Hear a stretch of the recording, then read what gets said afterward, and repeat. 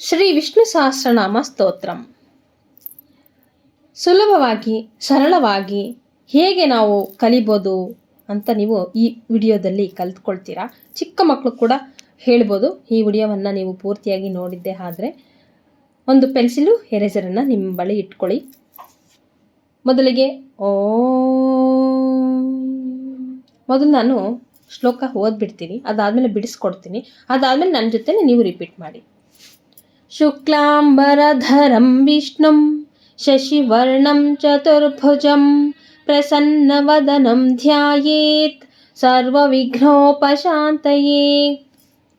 ಇಲ್ಲಿ ನೋಡಿ, ನಾನು ಇಲ್ಲಿ ಮಾರ್ಕ್ ಹಾಕಿದ್ದೀನಿ ಅಲ್ವಾ ಕೆಳಗಡೆ, ಅಲ್ಲೆಲ್ಲ ನೀವು ಗಮನಿಸ್ಕೋಬೇಕು. ಶುಕ್ಲಾಂಬರಧರಂ ಅದು ಮಹಾಪ್ರಾಣ, ನೀವು ಒತ್ತಿ ಹೇಳ್ಬೇಕು. ನಿಮ್ಮ ನಾಭಿಯ ಸಹಾಯದಿಂದ ಹೊರಗಡೆ ಬರುತ್ತೆ, ಅದನ್ನು ನೀವು ಒತ್ತಿ ಹೇಳ್ಬೇಕು. ಶುಕ್ಲಾಂಬರಧರಂ ವಿಷ್ಣುವಿಗೆ ಸ್ಟಾಪ್ ಮಾಡಿ. ಆಮೇಲೆ ಶಶಿವರ್ಣಂ ಚತುರ್ಭುಜಂ, ಇಲ್ಲೂ ಕೂಡ ಮಹಾಪ್ರಾಣ ಇದೆ ನೋಡಿ, ಇದನ್ನು ಒತ್ತಿ ಹೇಳಬೇಕು. ಇದೆಲ್ಲ ನಮಗೆ ಆರೋಗ್ಯಕ್ಕೆ ತುಂಬ ಒಳ್ಳೆಯದು ಒತ್ತಿ ಹೇಳೋದ್ರಿಂದ. ಚತುರ್ಭುಜಂ ಪ್ರಸನ್ನವದನಂ ಧ್ಯಾಯೇತ್, ಇಲ್ಲೂ ಕೂಡ ನಮಗೊಂದು ಮಹಾಪ್ರಾಣ ಇದೆ, ಧ್ಯಾಯೇತ್ಗೆ ಎಂಡ್ ಮಾಡ್ಕೊಳ್ಳಿ. ಸರ್ವ ವಿಘ್ನೋಪಶಾಂತಯೇ, ಇಲ್ಲಿ ನೋಡಿ ವಿಘ್ನೋಪ, ಅಲ್ಲಿ ಕೂಡ ಮಹಾಪ್ರಾಣ ಇದೆ, ಅಲ್ಲಿ ಕೂಡ ನೀವು ಒತ್ತಿ ಹೇಳಬೇಕು. ಈಗ ನನ್ನ ಜೊತೆಯಲ್ಲೇ ರಿಪೀಟ್ ಮಾಡಿ. ಓಂ ಶುಕ್ಲಾಂಬರಧರಂ ವಿಷ್ಣುಂ ಶಶಿವರ್ಣಂ ಚತುರ್ಭುಜಂ ಪ್ರಸನ್ನವದನಂ ಧ್ಯಾಯೇತ್ ಸರ್ವವಿಘ್ನೋಪಶಾಂತಯೇ. ನೋಡಿದ್ರೆ ಎಷ್ಟು ಸುಲಭವಾಗಿ ಬಂದ್ಬಿಡ್ತಲ್ವಾ ಮೊದಲನೇ ಒಂದು ಶ್ಲೋಕ. ನೆಕ್ಸ್ಟ್ ಶ್ಲೋಕ ನಾನು ಓದ್ತೀನಿ, ನೀವು ಕೇಳಿಸ್ಕೊಳ್ಳಿ. ಅದಾದಮೇಲೆ ನೀವು ನಾನು ಎಲ್ಲಿ ಸ್ಟಾಪ್ ಮಾಡಿ ಅಂತೀನಿ ಅಲ್ಲಿ ಸ್ಟಾಪ್ ಮಾಡ್ಕೊಳ್ಳಿ, ಮಾರ್ಕ್ ಮಾಡ್ಕೊಳ್ಳಿ. ನಾರಾಯಣಂ ನಮಸ್ಕೃತ್ಯ ನರಂ ಚೈವ ನರೋತ್ತಮಂ ದೇವೀಂ ಸರಸ್ವತೀಂ ವ್ಯಾಸಂ ತತೋ ಜಯಮುದೀರಯೇತ್. ಹೀಗೆ ನೋಡಿ, ನಾರಾಯಣಂ ನಮಸ್ಕೃತ್ಯಂ ಅಲ್ಲಿ ಸ್ಟಾಪ್ ಮಾಡ್ಕೊಳ್ಳಿ. ಯಾರಿಗಾದ್ರೂ ನಮಸ್ಕೃತ್ಯಂ ಬರಲ್ಲ ಅನ್ನೋರು ಅರ್ಧ ಸಾ ಮಾಡಿಕೊಂಡು ಆಮೇಲೆ ಕಗೆ ರೂವತ್ತು ಕೃ ಮಾಡ್ಕೊಳ್ಳಿ. ನಮಸ್ಕೃತ್ಯ ನರಂ ಚೈವ ನರೋತ್ತಮಂ ಸ್ಟಾಪ್ ಮಾಡಿ. ದೇವೀಂ ದೀರ್ಘ ಇದೆ, ದೇವೀಂ ದೀರ್ಘ ಮಾಡ್ಕೊಳ್ಳಿ. ಸರಸ್ವತೀಂ ದೀರ್ಘ, ವ್ಯಾಸಂ ಅಲ್ಲಿಗೆ ಸ್ಟಾಪ್ ಮಾಡಿ, ವ್ಯಾಸಂಗೆ ಎಂಡ್ ಮಾಡಿ. ತತೋ ಜಯಮುದೀರಯೇತ್. ಈಗ ನನ್ನ ಜೊತೆಲಿ ಹೇಳಿ. ನಾರಾಯಣಂ ನಮಸ್ಕೃತ್ಯ ನರಂ ಚೈವ ನರೋತ್ತಮಂ ದೇವೀಂ ಸರಸ್ವತೀಂ ವ್ಯಾಸಂ ತತೋ ಜಯಮುದೀರಯೇತ್. ನೋಡಿ ಎಷ್ಟು ಸುಲಭ ಆಯ್ತಲ್ವ ಶ್ಲೋಕ. ಹಾಗೆ ನೆಕ್ಸ್ಟ್ ಶ್ಲೋಕನೂ ಕೂಡ ನೋಡ್ಕೊಳ್ಳಿ. ನಾನು ಹೇಳೋವಾಗ ನೀವು ಮೊದಲು ಕೇಳಿಸ್ಕೊಳ್ಬೇಕು, ಅದಾದಮೇಲೆ ನೀವು ಮಾರ್ಕ್ ಮಾಡ್ಕೊಳ್ಬೇಕು, ಅದಾದಮೇಲೆ ನನ್ನ ಜೊತೆ ರಿಪೀಟ್ ಮಾಡಬೇಕು. ಅವಾಗ ನಿಮಗೆ 1-2 ಮಿನಿಟ್ಸಲ್ಲಿ ನಿಮಗೆ ಶ್ಲೋಕ ಬಂದುಬಿಡುತ್ತೆ.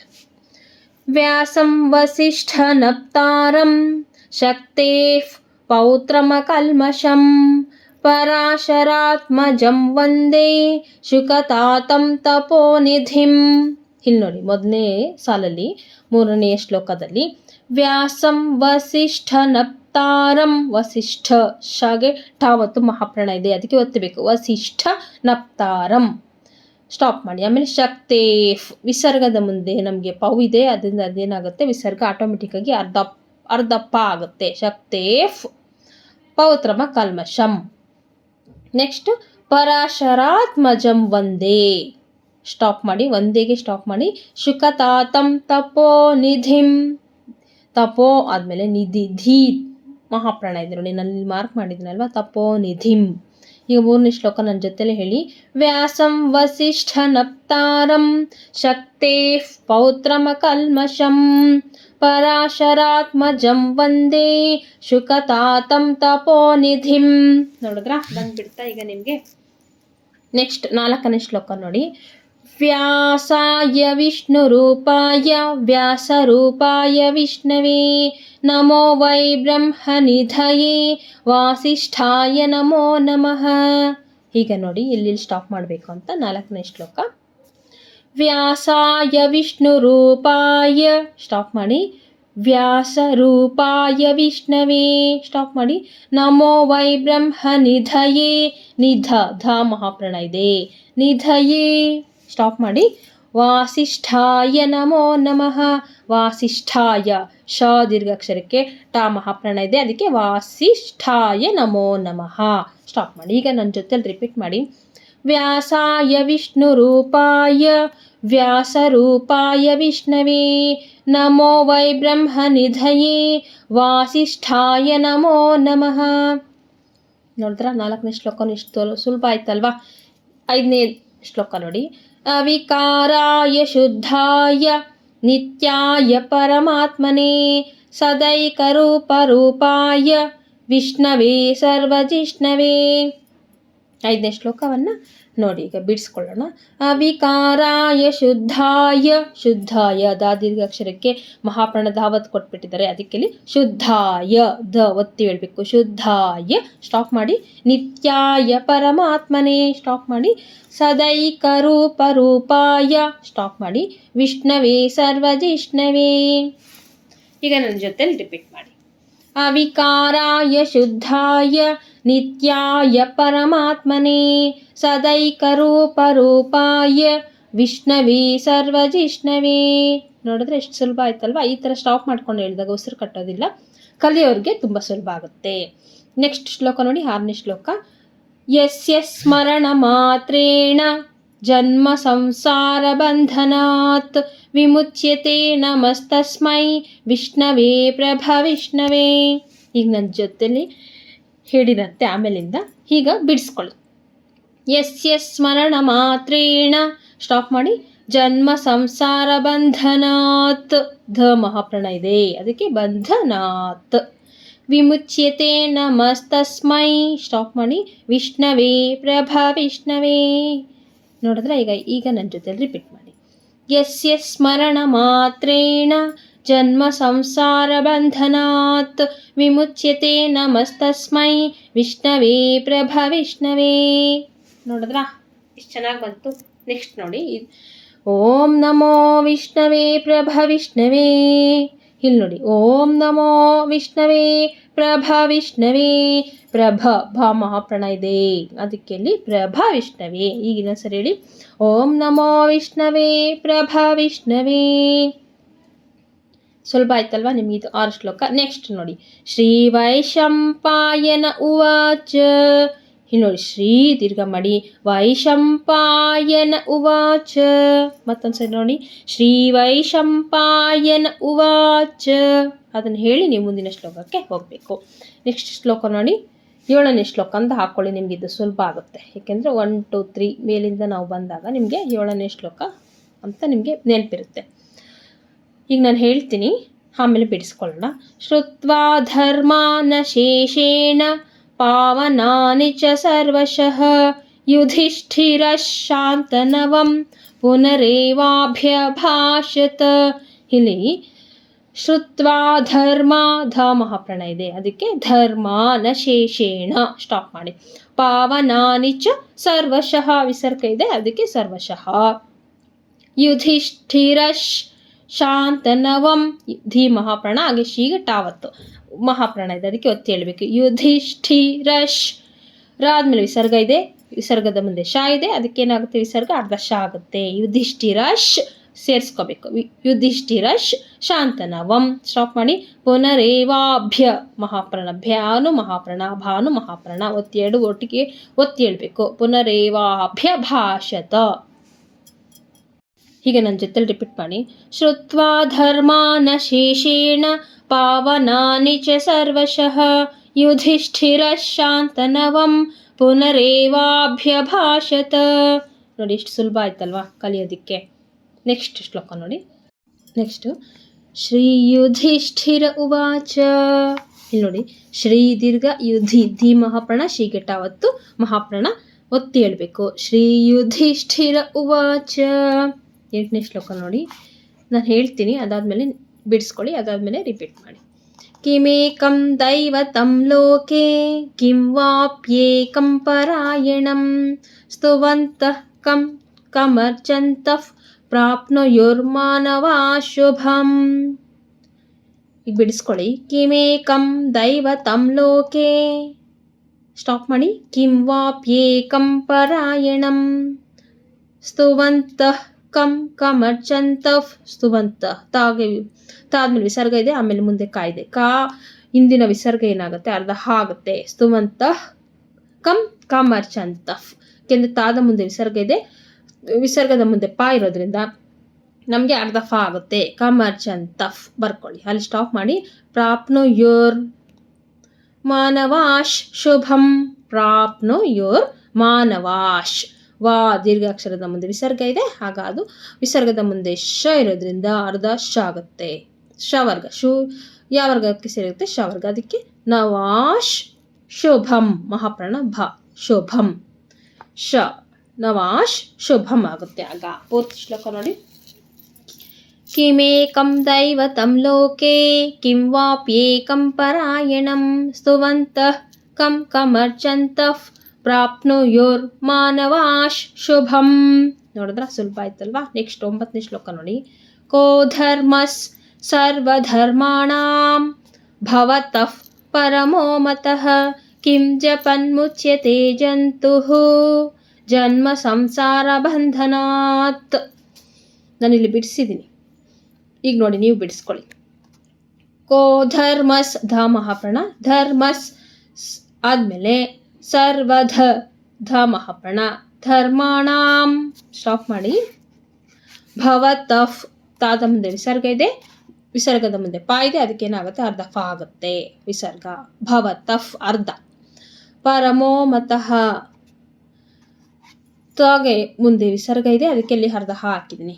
ಕಿಂ ಜಪನ್ ಮುಚ್ಯತೆ ಜಂತುಹು, ಯಾಕೆಂದ್ರೆ ನಾವಿಲ್ಲಿ ಸ್ಟಾಪ್ ಮಾಡ್ತಾ ಇರೋದ್ರಿಂದ ಹೂ ಹಾಕೋತಾ ಇದ್ದೀನಿ. ಸ್ಟಾಪ್ ಮಾಡಿಲ್ಲ ಅಂದ್ರೆ ಜಂತು ಜನ್ಮ ಸಂಸಾರ ಬಂಧನಾತ್ ಅಂತಾನು ಹೇಳ್ಬೋದು. ಇಲ್ಲಿ ಕಲಿಸ್ತಾ ಇರೋದ್ರಿಂದ ನಾನು ಬಿಡಿಸಿ ಕಲಿಸ್ತಾ ಇದ್ದೀನಿ. ಜಂತುಹು ಜನ್ಮ ಸಂಸಾರ ಬಂಧನಾತ್. ಜಂತುಹುಗೆ ಎಂಡ್ ಮಾಡಿ ಆಮೇಲೆ ಜನ್ಮ ಸಂಸಾರ ಬಂಧನಾತ್ ಧ ಮಹಾಪ್ರಾಣ. ಈಗ ನೋಡಿ 2 ಲೈನು ಒಟ್ಟಿಗೆ ನಾನು ರ ಸೇರಿಸ್ಕೊಂಡು ಹೇಳ್ತೀನಿ. ನೆಕ್ಸ್ಟ್ 3ನೇ ಸರಿ ಹೇಳುವಾಗ ಕಲ್ತ್ಕೊಂಡ್ಮೇಲೆ ನೀವು ಜಂತುರ್ ಅಂತ ಕೂಡಿಸ್ಕೊಂಡು ಹೇಳಿ. ಕೋ ಧರ್ಮ ಸರ್ವಧರ್ಮಾಣಾಂ ಭವತಃ ಪರಮೋ ಮತಃ ಕಿಂ ಜಪನ್ಮುಚ್ಯತೆ ಜಂತುರ್ ಜನ್ಮ ಸಂಸಾರ ಬಂಧನಾತ್. ನೋಡಿದ್ರಾ, ನೀವು ಬೇಕಂದ್ರೆ ಜಂತುಹು ಇನ್ನೊಂದ್ಸರಿ ಹೇಳ್ತೀನಿ ನೋಡಿ. ಕಿಂ ಜಪನ್ಮುಚ್ಯತೆ ಜಂತುಹು ಜನ್ಮ ಸಂಸಾರ ಬಂಧನಾತ್ ಹಾಗೂ ಹೇಳ್ಬೋದು. ಅರ್ಥ ಆಯ್ತಲ್ವಾ. ನೀವು ಬಿಡಿಸಿ ಕಲ್ತ್ಕೊಂಡ್ಮೇಲೆ ಜಂತುರ್ ಅಂತೇಳಿ ಅಲ್ಲಿವರೆಗೂ ಹೂ ಹೇಳಿ, ಜಂತು ಹೂ ನೋಡಿಕೊಂಡು ಹೇಳಿ, ಆವಾಗ ನಿಮ್ಗೆ ಏನಾಗುತ್ತೆ ಉಸಿರು ಕಟ್ಟೋದಿಲ್ಲ. ನೆಕ್ಸ್ಟ್ ನೋಡಿ. ಶ್ರೀ ಭೀಷ್ಮ ಉವಾಚ. ಶ್ರೀ ದೀರ್ಘಾಕ್ಷರ ಭೀ ಮಹಾಪ್ರಾಣ ಶಾಗ್ ಭೀಷ್ಮ ಶಾಗೆ ಮಾವತ್ತು. ಶ್ರೀ ಭೀಷ್ಮ ಉವಾಚ. ಇದನ್ನು ಕೂಡ ರಿಪೀಟ್ ಮಾಡಬೇಕೆಲ್ಲರೂ. ನೆಕ್ಸ್ಟ್ ಶ್ಲೋಕ ನೋಡಿ 10ನೇದು. ಜಗತ್ ಪ್ರಭುಂ ದೇವದೇವಂ ಅನಂತಂ ಪುರುಷೋತ್ತಮಂ ಸ್ತುವನ್ನಾಮ ಸಹಸ್ರೇಣ ಪುರುಷಸ್ ಸತತೋತ್ಥಿತಃ. ಈಗ ಬಿಡಿಸ್ಕೊಳ್ಳಿ. ಜಗತ್ ಪ್ರಭುಂ ಮಹಾಪ್ರಾಣ ದೇವದೇವಂ, ಅವಾಗ ಏನಾಗುತ್ತೆ ಮಾ ಕ್ಯಾನ್ಸಲ್ ಆಗುತ್ತೆ. ದೇವಂ ಮ ಪ್ಲಸ್ ಆ. ಅನಂತಂ ಪುರುಷೋತ್ತಮಂ. ಸ್ತುವನ್ನಾಮ ಸಹಸ್ರೇಣ ಸ್ಟಾಪ್ ಮಾಡಿ. ಪುರುಷಸ್ ಅರ್ಧ ಸಾ ಮಾಡ್ಕೊಳ್ಳಿ. ಸತತೋತ್ಥಿತಃ ತೀಗೆ ಮಹಾಪ್ರಾಣ ತೀ ಒತ್ತಿದೆ, ಅದಕ್ಕೆ ಇಲ್ಲಿ ತೀ ಒತ್ತಿ ಹೇಳ್ಬೇಕು. ಪುರುಷಸ್ ಸತತೋತ್ಥಿತಃ ತ ಆದ್ಮೇಲೆ ವಿಸರ್ಗ ಇದೆ, ಹ ಹಾಕೊಳ್ಳಿ. ಈಗ ನನ್ನ ಜೊತೆಲಿ ರಿಪೀಟ್ ಮಾಡಿ. ಜಗತ್ ಪ್ರಭುಂ ದೇವದೇವಂ ಅನಂತಂ ಪುರುಷೋತ್ತಮಂ ಸ್ತುವನ್ನಾಮ ಸಹಸ್ರೇಣ ಪುರುಷಸ್ ಸತತೋತ್ಥಿತಃ. ನೋಡಿದ್ರೆ ಸ್ವಲ್ಪ ಆಯ್ತಲ್ವಾ, ಹಾಗೆ ರಿಪೀಟ್ ಮಾಡ್ತಾ ಇರಬೇಕು. ನೆಕ್ಸ್ಟ್ ಶ್ಲೋಕ ನೋಡಿ. ತಮೇವ ಚಾರ್ಚಯನ್ನಿತ್ಯಂ ಭಕ್ತ್ಯಾ ಪುರುಷಮವ್ಯಯಂ ಧ್ಯಾಯನ್ ಸ್ತುವನ್ನಮಸ್ಯಂಶ್ಚ ಯಜಮಾನಸ್ತಮೇವ ಚ. ಈಗ ನೋಡಿ. ತಮೇವ ಚಾರ್ಚಯನ್ನಿತ್ಯಂ ಸ್ಟಾಪ್ ಮಾಡಿ. ಭ ಮಹಾಪ್ರಾಣ ಭಕ್ತ್ಯಾ ಪುರುಷಮವ್ಯಯಂ ಧ್ಯಾಯನ್ ಸ್ತುವನ್ನಮಸ್ಯಂಶ್ಚ. ಸ್ಯ ಆದಮೇಲೆ ನಮಗೆ ಅರ್ಧ ಚವರ್ಗದ ಕೊನೆಯ ಅನುನಾಸಿಕವನ್ನು ನೀವು ಹೇಳಬೇಕು. ನಿಯ ಅಂತ. ಹೇಗೆ ಸ್ತುವನ್ನಮಸ್ಯಂಶ್ಚ ಅಂತ ಸೇರಿಸ್ಕೋಬೇಕು. ಯಜಮಾನಸ್ತಮೇವ ಚ. ಈಗ ನೋಡಿ. ತಮೇವ ಚಾರ್ಚಯನ್ನಿತ್ಯಂ ಭಕ್ತ್ಯಾ ಪುರುಷಮವ್ಯಯಂ ಧ್ಯಾಯನ್ ಸ್ತುವನ್ನಮಸ್ಯಂಶ್ಚ ಯಜಮಾನಸ್ತಮೇವ ಚ. ಹೀಗೆ ನೆಕ್ಸ್ಟ್ ಶ್ಲೋಕ ನೋಡಿ. ಅನಾದಿನಿಧನಂ ವಿಷ್ಣುಂ ಸರ್ವಲೋಕಮಹೇಶ್ವರಂ ಲೋಕಾಧ್ಯಕ್ಷಂ ಸ್ತುವನ್ನಿತ್ಯಂ ಸರ್ವದುಃಖಾತಿಗೋ ಭವೇತ್. ಈಗ ಬಿಡಿಸ್ಕೊಳ್ಳಿ. ಅನಾದಿನಿಧನಂ ವಿಷ್ಣುಂ ಸ್ಟಾಪ್ ಮಾಡಿ, ಸರ್ವಲೋಕಮಹೇಶ್ವರಂ ಲೋಕಾಧ್ಯಕ್ಷಂ ಧ್ಯ ಮಹಾಪ್ರಾಣ ಧ್ಯ ಲೋಕಾಧ್ಯಕ್ಷಂ ಸ್ತುವನ್ನಿತ್ಯಂ ಸ್ಟಾಪ್ ಮಾಡಿ, ಸರ್ವದುಃಖಾತಿಗೋ ಖ ಮಹಾಪ್ರಾಣ ಸರ್ವದುಃಖಾತಿಗೋ ಭವೇತ್ ಭಾ ಮಹಾಪ್ರಾಣ ಭವೇತ್. ಈಗ ನನ್ನ ಜೊತೆಲಿ ಹೇಳಿ. ಅನಾದಿನಿಧನಂ ವಿಷ್ಣುಂ ಸರ್ವಲೋಕಮಹೇಶ್ವರಂ ಲೋಕಾಧ್ಯಕ್ಷಂ ಸ್ತುವನ್ನಿತ್ಯಂ ಸರ್ವದುಃಖಾತಿಗೋ ಭವೇತ್. ನೋಡಿದ್ರೆ ಎಷ್ಟು ಸುಲಭ ಆಯಿತು ಅಂತ.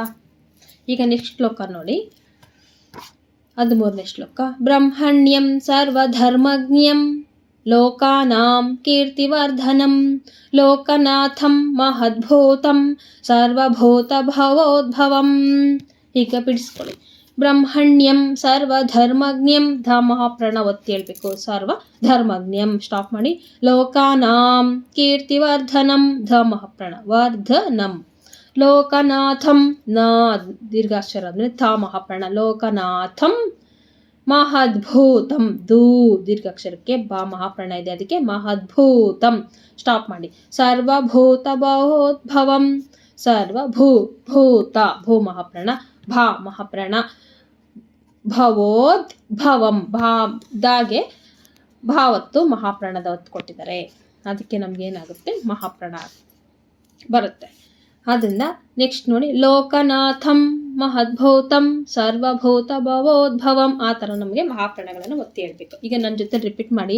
ಬ್ರಹ್ಮಣ್ಯಂ ಸರ್ವಧರ್ಮಜ್ಞಂ ಲೋಕಾನಾಂ ಕೀರ್ತಿವರ್ಧನಂ ಲೋಕನಾಥಂ ಮಹದ್ಭೂತಂ ಸರ್ವಭೂತ ಭವೋದ್ಭವಂ. ನೋಡಿದ್ರಾ ಎಷ್ಟು ಚೆನ್ನಾಗಿ ಒತ್ತಿ ಹೇಳಿದಾಗ ಕೇಳಿಸ್ಕೊಳೋರ್ಗು ಚೆನ್ನಾಗಿ ಕೇಳಿಸುತ್ತೆ. ನೆಕ್ಸ್ಟ್ ಶ್ಲೋಕ ನೋಡಿ 14. ಯೇಷ ಮೇ ಸರ್ವಧರ್ಮಾಣಾಂ ಧರ್ಮೋಧಿಕತಮೋ ಮತಃ ಯದ್ಭಕ್ತ್ಯಾ ಪುಂಡರೀಕಾಕ್ಷಂ ಸ್ತವೈರರ್ಚೇನ್ನರ ಸದಾ. ಹೀಗೆ ನೋಡಿ, ಇದು ಬಿಡಿಸ್ಕೊಳ್ಳಿ, ಸುಲಭ ಆಗುತ್ತೆ. ಯೇಷ ಮೇ ಸರ್ವಧರ್ಮಾಣಾಂ ಧ ಮಹಾಪ್ರಾಣ ಧರ್ಮಾಣಾಂ ಸ್ಟಾಪ್ ಮಾಡಿ, ಧರ್ಮೋಧಿಕ ಮೋ ಸ್ವಲ್ಪ ದೀರ್ಘ ಮಾಡಿ, ಅಲ್ಲಿ ನಮಗೆ ಪ್ಲುತಸ್ವರ ಇದೆ. ಧರ್ಮೋಧಿಕ ಮಹಾಪ್ರಾಣ ಧಿ ತಮೋ ಮತಃ ತ ಆದ್ಮೇಲೆ ವಿಸರ್ಗ ಇದೆ, ಅದಕ್ಕೆ ಹ ಮತಃ. ಯದ್ಭಕ್ತ್ಯಾದಾಗೆ ಮಹಾಪ್ರಾಣ ಭಾವತ್ತು ಯದ್ಭಕ್ತ್ಯ ಪುಂಡರೀಕಾಕ್ಷಂ ಸ್ಟಾಪ್ ಮಾಡಿ, ಸ್ತವೈರರ್ ಚೇನ್ ನರ ಸದಾ ರ ಆದ್ಮೇಲೆ ವಿಸರ್ಗ ಇದೆ, ವಿಸರ್ಗದ ಮುಂದೆ ಸಾ ಇದೆ, ಅವಾಗ ಏನಾಗುತ್ತೆ ವಿಸರ್ಗ ಅರ್ಧ ಸಾ ಆಗುತ್ತೆ. ನರಸ್ ಸದಾ. ನನ್ನ ಜೊತೆಲಿ ರಿಪೀಟ್ ಮಾಡಿ. ಯೇಷ ಮೇ ಸರ್ವಧರ್ಮಾಣಾಂ ಧರ್ಮೋಧಿಕತಮೋ ಮತಃ ಯದ್ಭಕ್ತ್ಯಾ ಪುಂಡರೀಕಾಕ್ಷಂ ಸ್ತವೈರರ್ಚೇನ್ನರ ಸದಾ. ನೋಡಿದ್ರೆ ಎಷ್ಟು ಸುಲಭ ಆಯಿತು. ಕಷ್ಟವಾಗಿರೋ ಶ್ಲೋಕಗಳೆಲ್ವಾ? ಸುಲಭ ಆಗಿದೆ ಅಂದರೆ ಕಾಮೆಂಟ್ ಬಾಕ್ಸಲ್ಲಿ ಕಮೆಂಟ್ ಮಾಡಿ. ಸುಲಭ ಆಗ್ತಾ ಇದೆ, ನಾವು ಕೂಡ ವಿಷ್ಣು ಸಹಸ್ರನಾಮ ಹೇಳ್ತಾ ಇದ್ದೀವಿ ಅಂತ. 15ನೇ ಶ್ಲೋಕವನ್ನು ನೋಡಿ. ಪರಮಂ ಯೋ ಮಹತ್ತೇಜಃ ಪರಮಂ ಯೋ ಮಹತ್ತಪಃ ಪರಮಂ ಯೋ ಮಹದ್ಬ್ರಹ್ಮ ಪರಮಂ ಯಃ ಪರಾಯಣಂ. ಹೀಗೆ ಬಿಡಿಸ್ಕೊಳ್ಳಿ.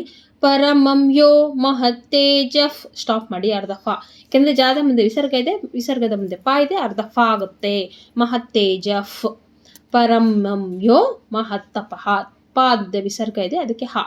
ಪರಮಂ ಯೋ ಬ್ರಹ್ಮ ಸ್ಟಾಪ್ ಮಾಡಿ, ಪರಮಂ ಯಫ್ ಯಾ ಮುಂದೆ ವಿಸರ್ಗ ಇದೆ, ವಿಸರ್ಗದ ಮುಂದೆ ಪಾ ಇದೆ, ಅದಕ್ಕೆ ವಿಸರ್ಗ ಏನಾಗುತ್ತೆ ಅರ್ಧ ಫಾ ಆಗುತ್ತೆ. ಯಫ್ ಪರಾಯಣಂ. ಈಗ ನನ್ನ ಜೊತೆಲಿ ಹೇಳಿ. ಪರಮಂ ಯೋ ಮಹತ್ತೇಜಃ ಪರಮಂ ಯೋ ಮಹತ್ತಪಃ ಪರಮಂ ಯೋ ಮಹದ್ಬ್ರಹ್ಮ ಪರಮಂ ಯಃ ಪರಾಯಣಂ. ಓಕೆ, ನೆಕ್ಸ್ಟ್ ಶ್ಲೋಕ ನೋಡಿ. 16ನೇ ಶ್ಲೋಕ. ಪವಿತ್ರಾಣಾಂ ಪವಿತ್ರಂ ಯೋ ಮಂಗಲಾನಾಂ ಚ ಮಂಗಲಂ ದೈವತಂ ದೇವತಾನಾಂ ಚ ಭೂತಾನಾಂ ಯೋ ವ್ಯಯಃ ಪಿತಾ. ಬಿಡಿಸ್ಕೊಳ್ಳಿ.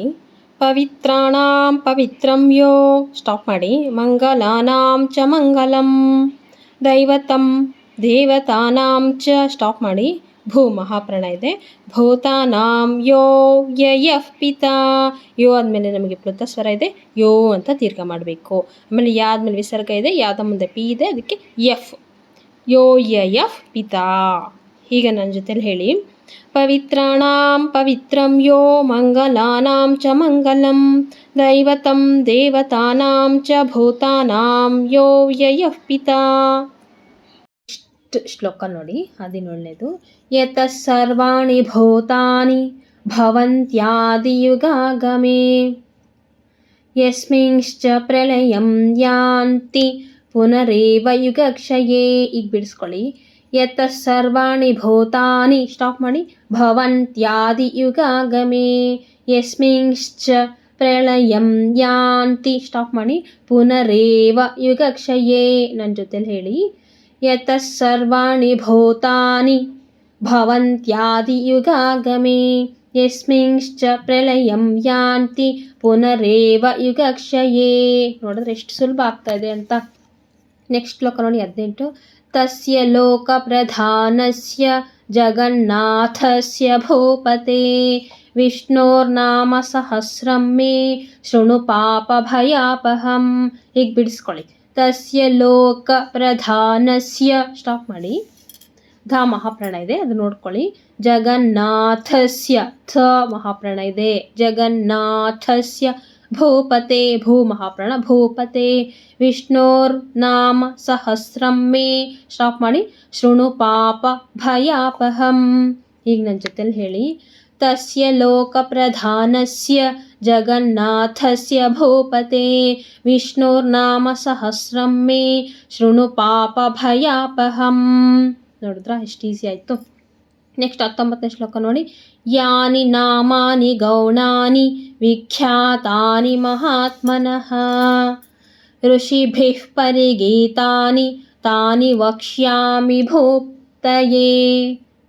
ಹೀಗೆ ಬಿಡಿಸ್ಕೊಳ್ಳಿ. ಯಾನಿ ನಾಮಾನಿ ಗೌಣಾನಿ ಸ್ಟಾಪ್ ಮಾಡಿ ವಿಖ್ಯಾಖ್ಯ ಮಹಾಪ್ರಾಣ ಒತ್ತೇಳಿ ವಿಖ್ಯಾತಾನಿ ಮಹಾತ್ಮನಃ ನಾದ್ಮೇಲೆ ವಿಸರ್ಗ ಇದೆ ಹಾಕೊಳ್ಳಿ ಮಹಾತ್ಮನಃ. ಋಷಿಭಿಫ್ ಬಿ ಆದ್ಮೇಲೆ ವಿಸರ್ಗ ಇದೆ, ವಿಸರ್ಗದ ಮುಂದೆ ಪ ಇದೆ, ಅದಕ್ಕೇನಾಗುತ್ತೆ ನಮಗೆ ಅರ್ಧ ಫ ಆಗುತ್ತೆ. ಋಷಿಭಿಫ್ ಪರಿಗೀತಾನಿ ಸ್ಟಾಪ್ ಮಾಡಿ ತಾನಿ ವಕ್ಷ್ಯಾಮಿ ಭೂತಯೇ. ವಕ್ಷ್ಯಾಮಿ ಆದಮೇಲೆ ಭೂ ಇದೆ ನೋಡಿ, ಭೂ ಮಹಾಪ್ರಾಣ ಭೂತಯೇ. ಈಗ ನನ್ನ ಜೊತೆಲಿ ಹೇಳಿ. ಯಾನಿ ನಾಮಾನಿ ಗೌಣಾನಿ ವಿಖ್ಯಾತಾನಿ ಮಹಾತ್ಮನಃ ಋಷಿಭಿಃ ಪರಿಗೀತಾನಿ ತಾನಿ ವಕ್ಷ್ಯಾಮಿ ಭೂತಯೇ. ನೆಕ್ಸ್ಟ್ ಶ್ಲೋಕ ನೋಡಿ 20. ಋಷಿರ್ನಾಮ್ನಾಂ ಸಹಸ್ರಸ್ಯ ವೇದ ವ್ಯಾಸೋ ಮಹಾಮುನಿಃ ಛಂದೋನುಷ್ಟೋಪ್ತಥಾ ದೇವೋ ಭಗವಾನ್ ದೇವಕೀಸುತಃ. ಹೀಗೆ ನಾನು ಇದು ಬಿಡಿಸ್ಕೊಳ್ಳಿ. ಋಷಿರ್ನಾಮ್ನಾಂ ಸಹಸ್ರಸ್ಯ ಸ್ಟಾಪ್ ಮಾಡಿ ವೇದ ವ್ಯಾಸೋ ಮಹಾಮುನಿಃ ಛ ಮಹಾಪ್ರಾಣ ಛಂದೋನುಷ್ಟುಪ್ ದೋ ಆದಮೇಲೆ ಸ್ವಲ್ಪ ಎಳಿಬೇಕು, ನಮಗೆ ವೃತ್ತಸ್ವರ ಇದೆ, ಇಲ್ಲಾಂದರೆ ಅನುಷ್ಟುಪ್ ಆಗುತ್ತೆ.